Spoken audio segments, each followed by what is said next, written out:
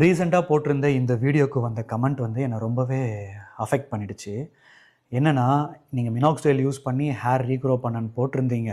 ஆனால் இது போட்டால் இந்த நோய் வரும் உங்களுக்கு தெரியுமா?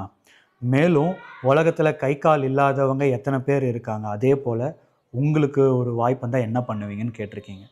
நிஜமாவே நீங்கள் நல்லது பண்ணணும் அப்படின்னு நினச்சிங்கன்னா இந்த மாதிரியான வார்த்தைகளை நீங்கள் பயன்படுத்தியிருக்க மாட்டீங்க. நல்லா புரிஞ்சுக்கோங்க, இந்த மினாக்ஸைலை நான் யூஸ் பண்ண சொல்லலை, என்னோட டாக்டர் எனக்கு கொடுத்துருக்காங்கன்றதை தான் நான் இங்கே பதிவு பண்ணிகிட்ருக்கேன். நீங்கள் டாக்டர்ஸை நீங்கள் குறை சொல்லவும் முடியாது. ஏன் அப்படின்னா, டாக்டர் சிவரஞ்சனி மேம் இருக்காங்க இல்லையா, கடந்த 8 வருஷமாக ஓஆர்எஸ்ஸுக்காக சப்போர்ட் பண்ணி இன்றைக்கி ஓஆர்எஸ்எல் அப்படின்ற அந்த கேட்டகரியில் உள்ள எல்லாத்தையும் பேன் பண்ண வச்சுருக்காங்க. நீங்கள் நினைக்கிறீங்களா இது 40 வருஷமாக ஃபீல்டில் இருக்குது, இந்த மாதிரி பிரச்சனை வந்தால் எல்லா டாக்டர்ஸும் இன்னும் ப்ரிஸ்கிரைப் பண்ணுவாங்கன்னு நினச்சிக்கிட்டு இருக்கீங்களா?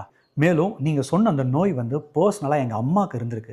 எங்கள் அம்மாவுக்கு டீடோட்டலர் தான், நல்ல லைஃப் ஸ்டைல் மெயின்டைன் பண்ணாங்க, சர்வீஸில் இருந்தாங்க. எதுவுமே பண்ணாதவங்களுக்கு எப்படி அந்த நோய் வந்தது? இது இப்படி தான் வரும் அப்படின்னு யாராலையுமே தீர்மானிக்க முடியாதுங்க. உங்கள் லைஃப் ஸ்டைலை நல்லா வச்சுக்கோங்க.